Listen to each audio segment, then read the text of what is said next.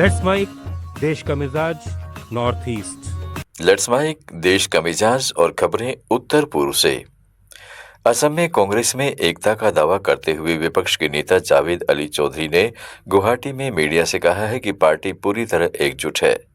पूर्व विपक्षी नेता देवव्रत सैकिया की 14 जुलाई की चिट्ठी को कुछ मीडिया रिपोर्ट्स में गलत तरीके से पेश किया गया।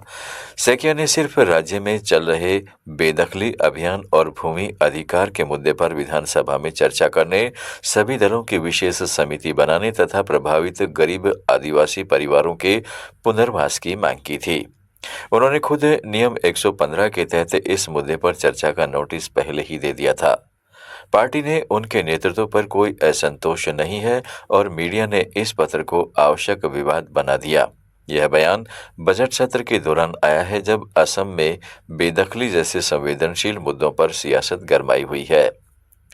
पश्चिम त्रिपुरा के सांसद और पूर्व मुख्यमंत्री बिप्लब कुमार देव ने केंद्रीय स्वास्थ्य मंत्री जेपी नड्डा से 22 महीने की बच्ची मंसारी चौधरी के स्पाइनल मस्कुलर एट्रोफी टाइप 1 के महंगे इलाज में केंद्र सरकार की मदद मांगी है। एम्स दिल्ली में सुझाई गई जीन थेरेपी का खर्च 16 से 18 करोड़ रुपए है, जो परिवार की पहुंच से बाहर है।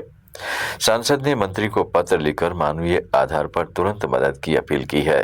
मुख्यमंत्री मानिक शाह के हस्तक्षेप से राज्य सरकार पहले ही परिवार को प्रशासनिक सहायता दे रही है, लेकिन सरकारी क्राउड फंडिंग पोर्टल पर अभी इस मामले में आधिकारिक अपील दर्ज नहीं हुई है।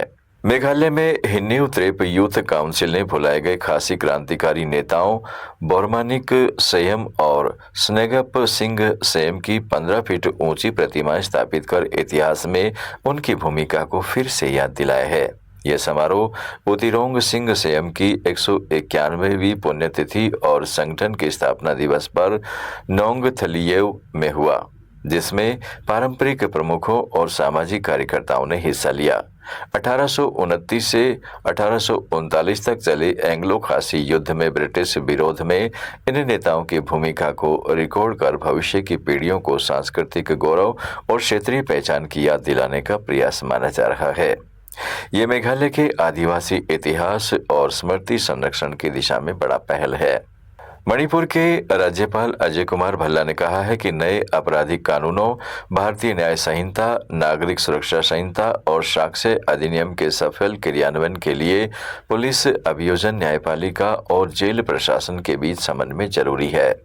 राजधानी इम्फाल में एक सेमिनार में उन्होंने जोर देकर कहा, ये सुधार औपनिवेशिक कानूनों से आगे बढ़कर पीड़ितों के अधिकारों, तेज न्याय और वैज्ञानिक जांच पर केंद्रित है। राज्यपाल ने कहा है कि मजबूत संस्थाएं और सामूहिक प्रयास ही लोक विश्वास बढ़ा सकते हैं, जो मणिपुर जैसे संवेदनशील राज्य में शांति और विकास के लिए आधारभूत है। 2 दिन की सेमिनार आज खत्म हो गई।